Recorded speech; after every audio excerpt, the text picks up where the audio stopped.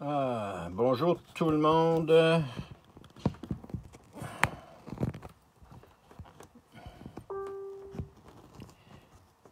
Un, deux, bonjour. On va attendre que ça se connecte un peu.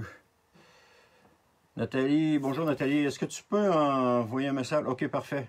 J'ai essayé de me brancher avec Centre Chrétien, puis j'y arrive pas. Donc, je l'ai mis sur mon profil à moi à ce moment-là. Je suis vraiment désolé, là. C'est fou à soir, là. En tout cas, je suis content que vous soyez là. Bonjour à tout le monde. Là, je vois qu'on est 4 de connectés. On s'en vient. On va attendre un petit peu les autres, là, voir s'ils vont arriver. Jean-Marc, salut Jean-Marc. Salut Bertrand. Ça s'en vient, on est rendu 5. Hop, on a perdu 1, on est rendu 4.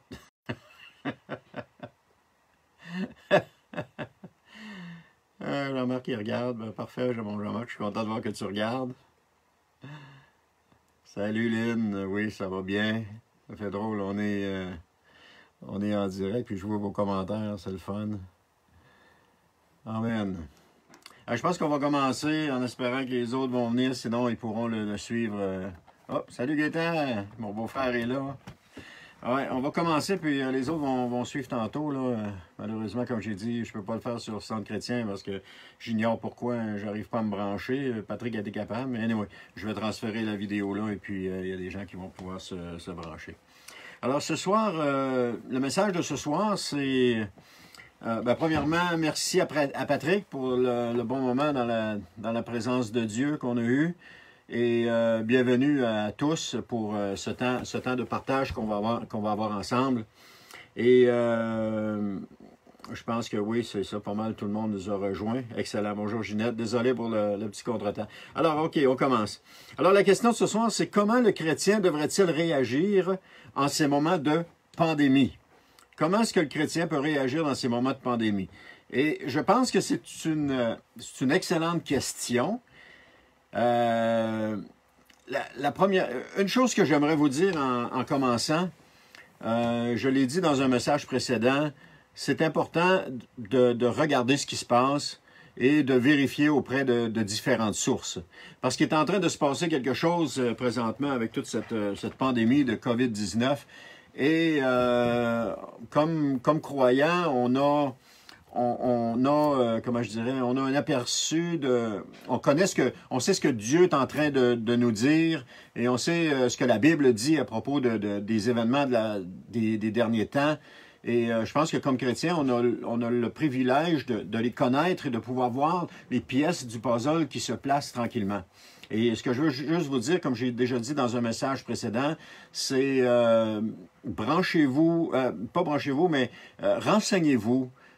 Écoutez différentes sources, écoutez différentes choses pour voir qu'est-ce que les gens disent, pour vous faire une idée vous-même de ce qui est en train de se passer. Et ce soir, c'est pas de ça que je veux parler, mais c'était seulement un encouragement de ce côté-là, d'aller puis de regarder ce que les gens sont en train de dire à propos de tout cela versus ce que le gouvernement est en train de dire. Mais anyway, c'est pas le sujet de ce soir. Alors, la Bible, je continue avec le message, la Bible nous donne différentes pistes de réflexion par rapport à comment est-ce qu'on devrait réagir dans un temps de pandémie, ou pas juste un temps de pandémie, mais un temps difficile. Ici, dans ce cas-ci, c'est un temps qui est une pandémie qui est mondiale, mais aussi il y a des temps de pandémie il y a d'autres moments qui sont difficiles, qui sont plus locales ou qui sont plus personnels. Mais si on regarde sur la scène locale, comment est-ce qu'on devrait réagir dans ces moments-là? Donc, comme je vous disais, la Bible donne différentes pistes de réflexion et on va regarder 4 points ensemble dans ce court message qu'on va avoir ce soir. Je vais en énumérer, comme j'ai dit, que 4, mais vous pourrez en trouver d'autres si vous voulez. C'est sûr qu'il y en a d'autres, mais le temps nous permet de travailler ces 4-là. Ou encore, que le Saint-Esprit sera, je pense que le Saint-Esprit sera, pas je pense, je suis convaincu que le Saint-Esprit sera vous interpeller ce soir. Alors, le premier point, c'est de ne pas craindre. De ne pas craindre. Jésus nous a dit que ces choses arriveraient. Il nous l'a dit. Et même, il a donné des choses qui sont encore bien plus pires qui vont arriver. Mais c'est toujours accompagné de ne pas craindre. On voit ça, les choses qui doivent arriver dans Luc 21, 11, il dit, Luc chapitre 21, le verset 11, il nous dit, il y aura des grands tremblements de terre et en divers lieux des famines, des épidémies séviront, des phénomènes terrifiants se produiront et dans le ciel, des signes extraordinaires apparaîtront. On est averti de cela et pourquoi se surprendre de ce qui nous arrive? Pire encore, pourquoi être effrayé de ce qui nous arrive? De ce qui est en train d'arriver? Jésus nous dit même que ces signes ne sont pas les signes de la fin, mais le commencement des douleurs de l'enfantement. Comme j'ai dit dans le message précédent, comment la femme enceinte qui commence à avoir des douleurs, elle sait que le bébé doit sortir. Donc oui, elle craint un peu, mais il y a la joie qui est à l'intérieur. Donc on sait que le royaume de Dieu doit percer à travers le royaume des ténèbres dans lequel on vit.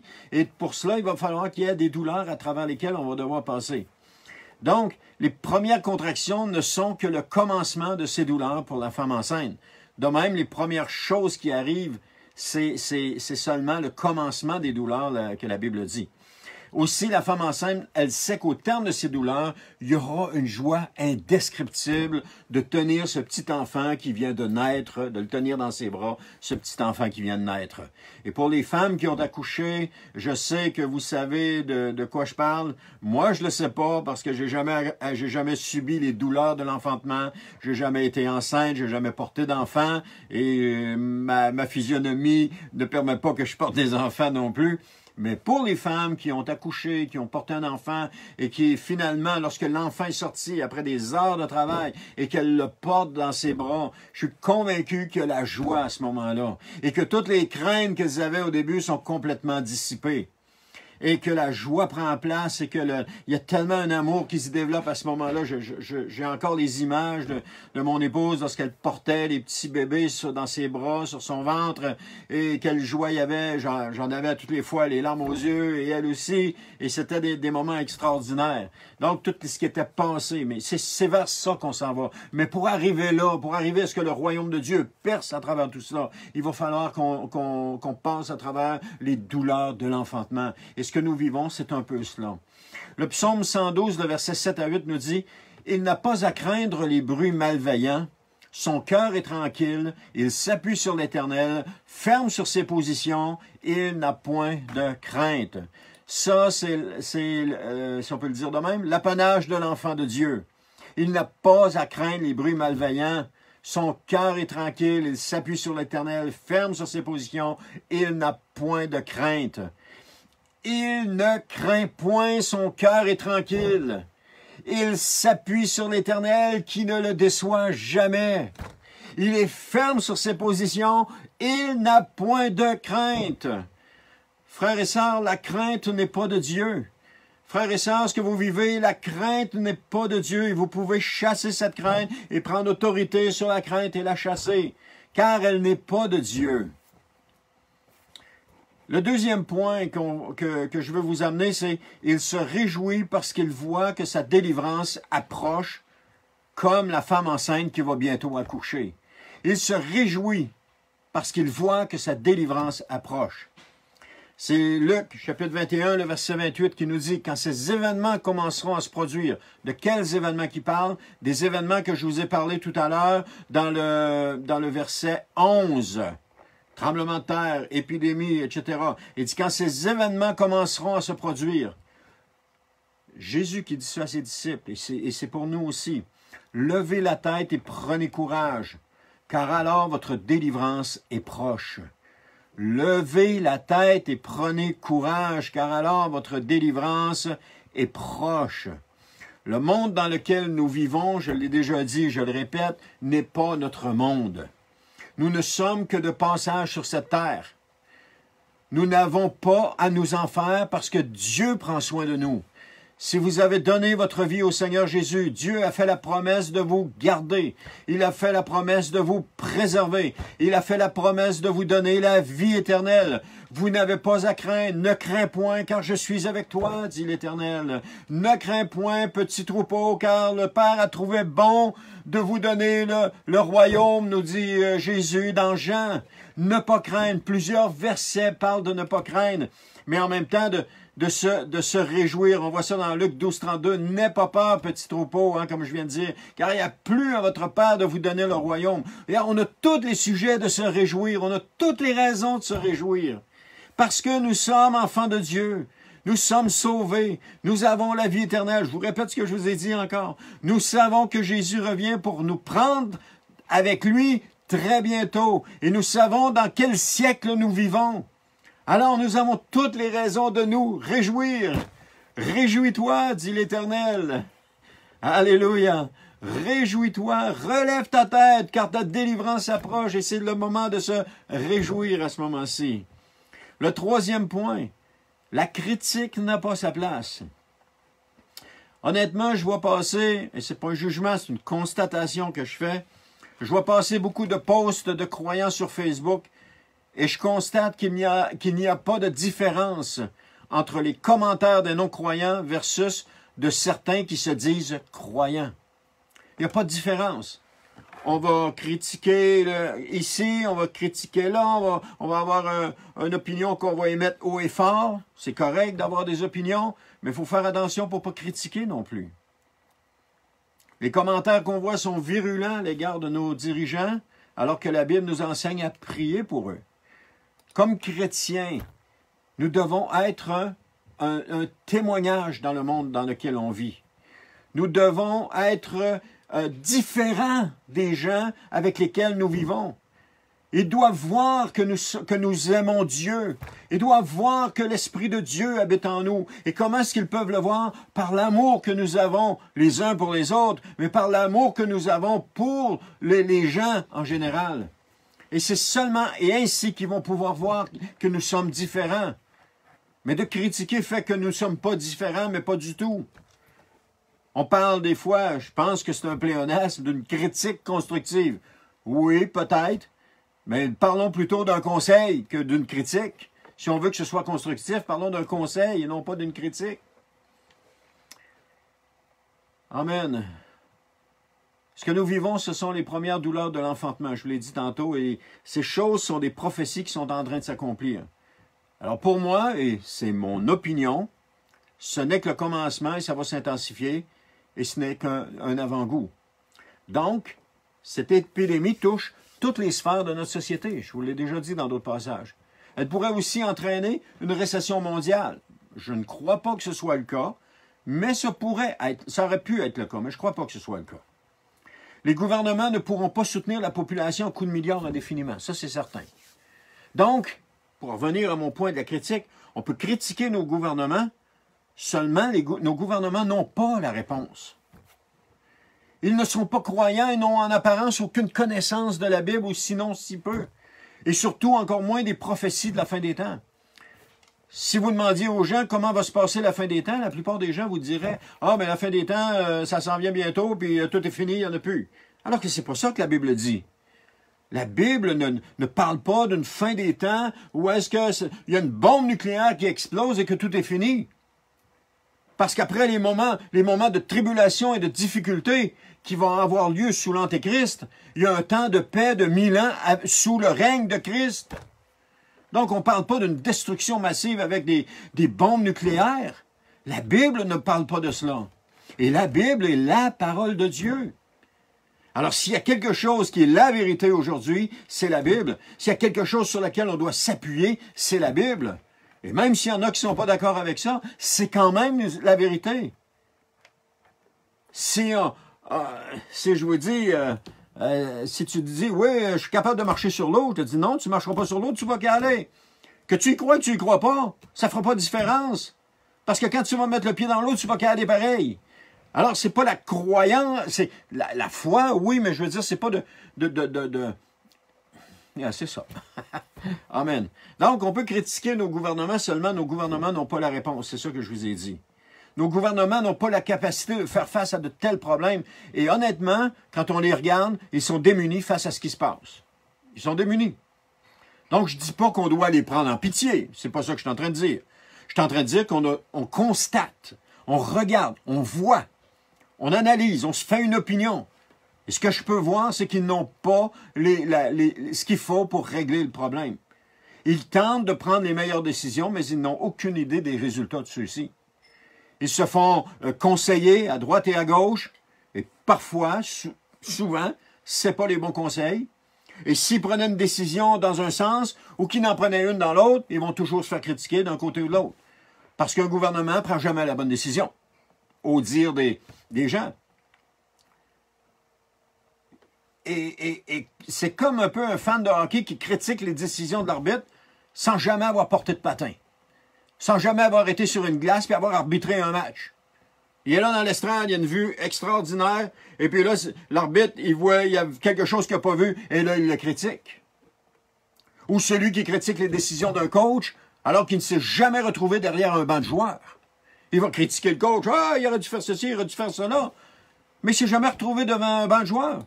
Il ne sait pas qu'est-ce qui se passe dans le feu de l'action. Il ne sait pas qu'est-ce qui se dit. Il y a toutes sortes de choses qui viennent là-dedans. Et franchement, si je m'assoyais sur le siège du premier ministre, je suis convaincu que je ferais foutrement pas mieux que lui. Désolé pour le terme, mais je ferais pas mieux que lui. J'en suis convaincu. Mais cela, on l'oublie. On oublie ça.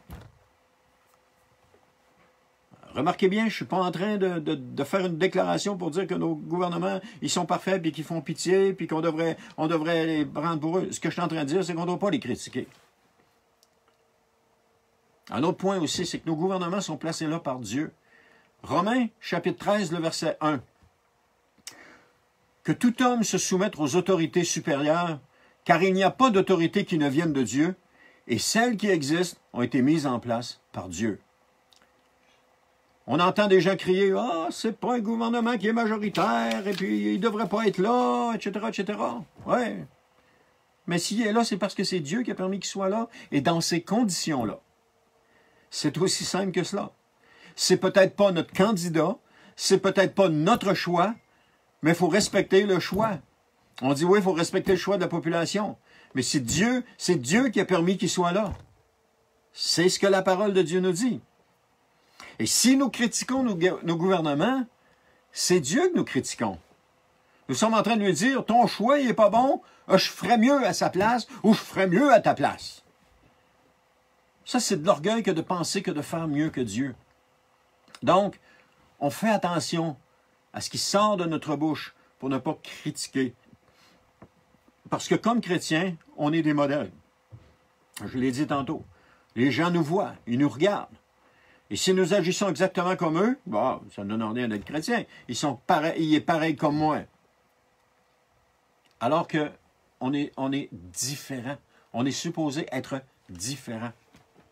Mon quatrième et dernier point, c'est de prier. C'est pour cela que la Bible nous demande de prier pour nos dirigeants. Et la Bible ne dit pas de les critiquer, mais de prier pour eux. C'est ce qu'elle nous demande. Luc 21, 36. « Veillez donc et priez en tout temps, afin que vous ayez la force d'échapper à toutes ces choses qui arriveront et de paraître debout devant le Fils de l'homme. » Donc, il nous est demandé de veiller, de prier. Veiller, c'est de regarder. Celui qui veille, il est réveillé et il regarde. Si on se met dans le contexte de cette époque-là, celui qui veillait, ben il était là pour protéger le camp, c'est-à-dire qu'il regardait s'il n'y avait pas un ennemi qui s'en venait, il scrutait l'horizon, la nuit, il était attentif au bruit pour protéger les gens, pour être sûr qu'il n'y ait pas rien qui arrive. Donc, veillez donc et priez en tout temps. C'est ce que la Bible nous demande.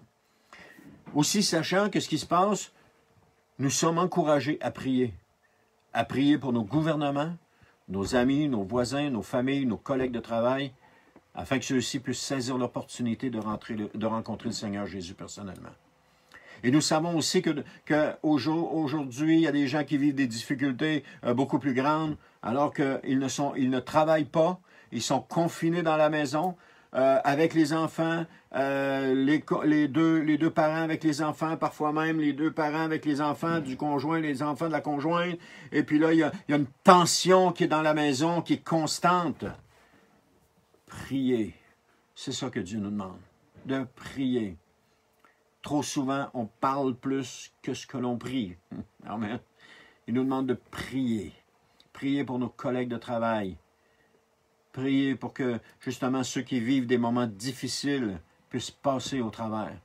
Priez pour que ça cesse, que tout cela cesse, qu'on puisse recommencer à sortir, qu'on puisse recommencer à se voir dans les églises, qu'on puisse recommencer à louer ensemble. Les jours que nous vivons sont prometteurs, amen, de jours meilleurs. Les jours que nous vivons sont prometteurs de jours meilleurs. Et comme chrétiens, nous savons cela. On sait qu'est-ce qu'il y a à l'autre bout. Donc après ces douleurs de l'enfantement, je vous l'ai dit tantôt, il y aura 1000 ans de paix sous le règne de Christ. Honnêtement, ce sera le meilleur des mondes, en attendant que Dieu instaure son royaume éternellement. Mais ce 1000 ans de paix, les gens disent, « Oh, la terre est en train de se dégrader, blablabla. » Mais il y en a encore pour 1000 ans, donc elle ne se dégrade pas si tant que ça, si on réfléchit froidement. Alors ne soyons pas de ceux qui critiquent, mais de ceux qui tendent une main à ceux qui sont perdus. Ne soyons pas de ceux qui critiquent, mais de ceux qui prient. Ne soyons pas de ceux qui ont la crainte, mais de ceux qui ont la confiance en l'Éternel. Et à ceux qui sont effrayés, anxieux, démunis devant cette tragédie mondiale, prions pour eux. Et ce soir, j'aimerais juste terminer avec un mot de prière. Prions pour eux. Ne les abandonnons pas. Continuons d'intercéder pour eux. Je sais qu'il y a des gens qui le font déjà, qui intercèdent, qui ont des ministères d'intercesseurs et qui prient pour un et pour l'autre. Continuons de prier. Je pense que c'est la meilleure chose à faire. Restons pas ignorants. Restons pas dans l'ignorance. Ça, c'est le point principal. Pour mieux être capable d'orienter nos prières. Si on est au courant des choses, si on est au courant des faits, si on est au courant de ce qui se passe, on est capable de prier plus efficacement pour ce qui est en train d'arriver présentement. Alors, je vais juste terminer avec un mot de prière maintenant. Seigneur, je te remercie pour ce temps ce soir. Je te remercie pour ta parole que tu m'as permis, Seigneur, d'avoir, de partager. Et je te prie, Seigneur, ce soir, que tu puisses toucher maintenant le cœur des personnes qui sont en difficulté.